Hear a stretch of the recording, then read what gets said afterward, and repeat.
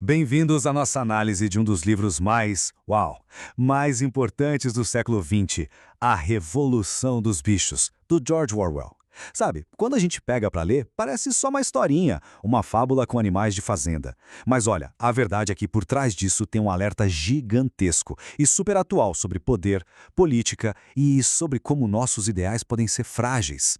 Pois é exatamente nesse mundo que a história nos joga. O lugar onde a promessa de uma vida melhor, de liberdade, de igualdade, vai sendo corroída, sabe, bem devagarinho. E no lugar o que surge é opressão, é tirania. A premissa já te pega de cara e fica aquela pergunta no ar: como é que algo que começou tão nobre pôde virar uma coisa tão terrível?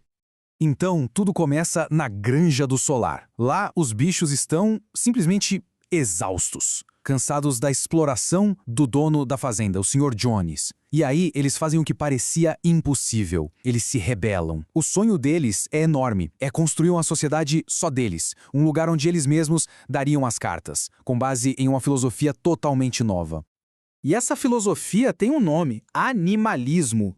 É a ideologia que, digamos assim, é o combustível da revolução. Ela é toda baseada em ideais muito bonitos de liberdade e justiça para todo mundo. É esse sonho que une os animais, que dá a força para eles agirem. É a promessa de um futuro que, pela primeira vez, seria construído por eles.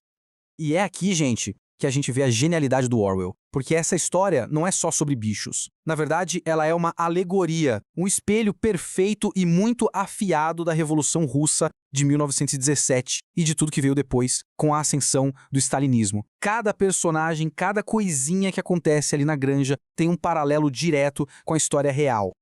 É só dar uma olhada aqui para entender. As peças se encaixam que é uma beleza. O Sr. Jones é o czar que foi derrubado. O velho major, que inspira tudo, é uma mistura de Marx e Lenin. E a briga pelo poder entre os porcos Napoleão e o Bola de Neve é o puro retrato do conflito entre Stalin e Trotsky.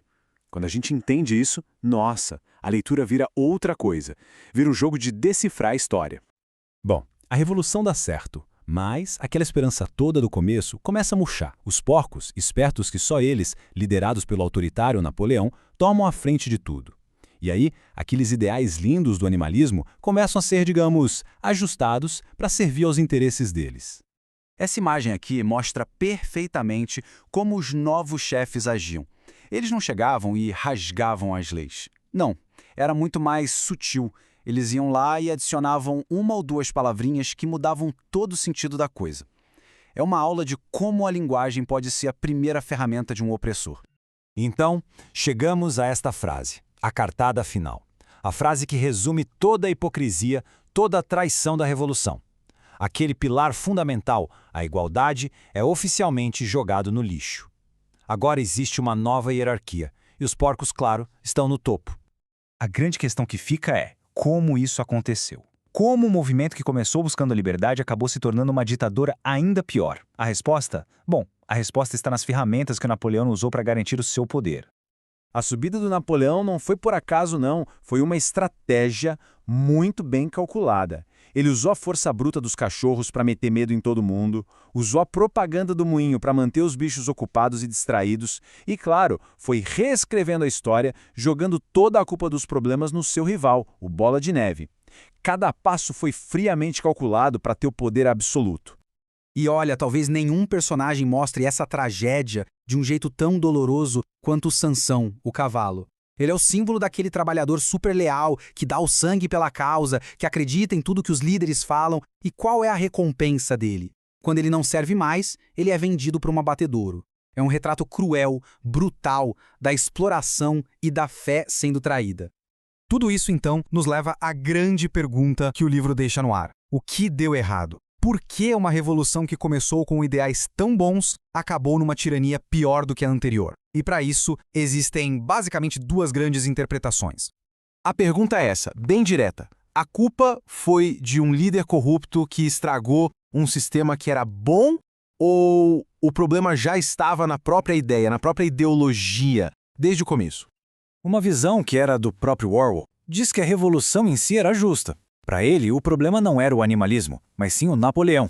A ideia é que os ideais foram sequestrados por um tirano. Nessa lógica, se o líder fosse outro, talvez o Bola de Neve, a história poderia ter sido diferente. Por outro lado, tem a interpretação que diz que o buraco é mais embaixo. Essa visão defende que o problema está na própria ideologia, que, por querer uma mudança tão radical, acaba, sem querer, concentrando muito poder na mão de poucos.